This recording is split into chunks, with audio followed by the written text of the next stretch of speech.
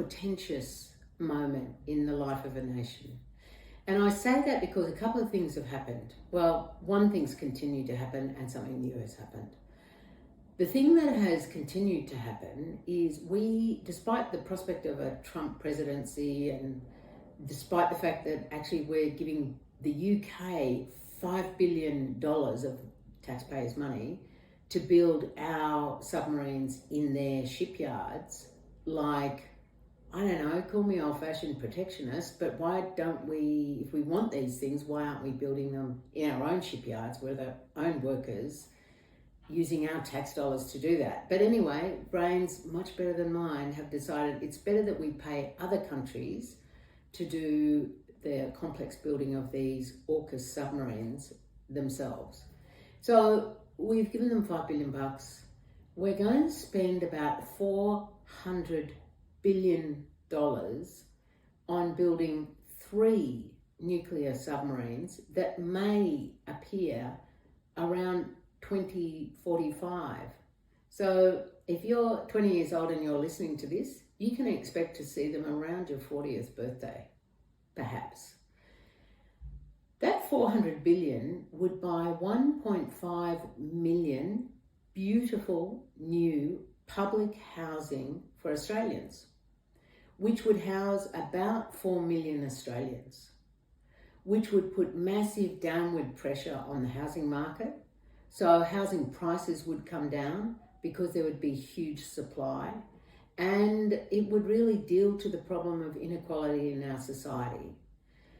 So confronted with the choice of providing homes for Australians or giving the British and the American billions of dollars from us to build fairy tale submarines that may or may not appear, the federal government's elected to build fairy tale submarines. And so the housing crisis grinds on. And so young people in particular are priced out of rentals, let alone ever owning a house. So I'm kind of looking at that going, am I missing something? Like, I feel like there is a whole thing between us and Parliament that none of us can see that explains why they are making really crazy decisions like that instead of actually providing housing for us and creating really amazing nation-building jobs. And the second thing that happened this week is the Labor government, and you know, I don't want to bash Labor any more than I want to bash the coalition. I'm probably born to bash them both.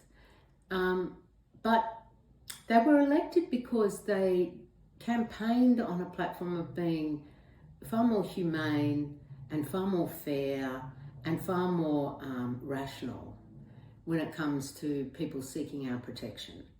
So they said, we're not going to radically change stuff, but we are going to recognise their humanity, and we are going to build a social licence for what Australia has traditionally been, which is a country really capable of taking people seeking protection.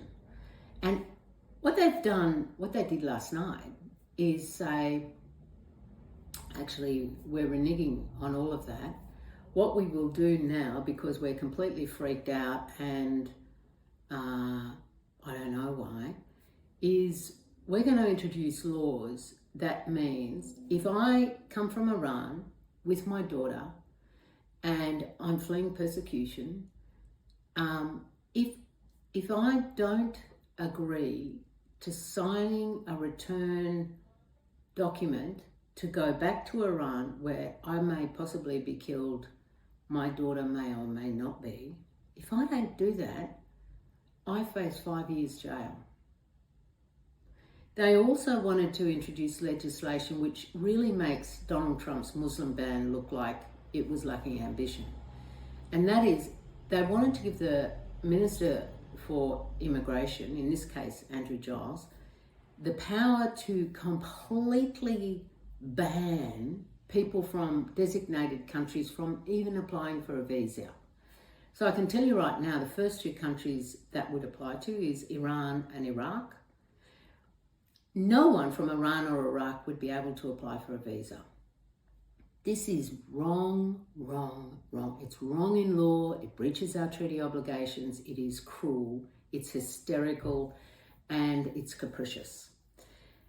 So, to go back to where I started from, it feels like I've wandered a long way from that. To go back there, I got to say that in weeks like today, like this week, when we've seen such reversals of human rights, where we've seen the ongoing stupidity of AUKUS and the ongoing refusal to recognise the housing crisis for what it is, which is a massive national crisis that almost needs a war footing to fix, that leaves us, you and I, the people, civil society, in the position where we really do need to be stepping up. We really do need to be asking ourselves, what can we do about that? And the answer will vary, but that's the question for us to ask ourselves. What do we do as citizens in the face of these kind of terrible outcomes? So that's our homework. Thanks. This week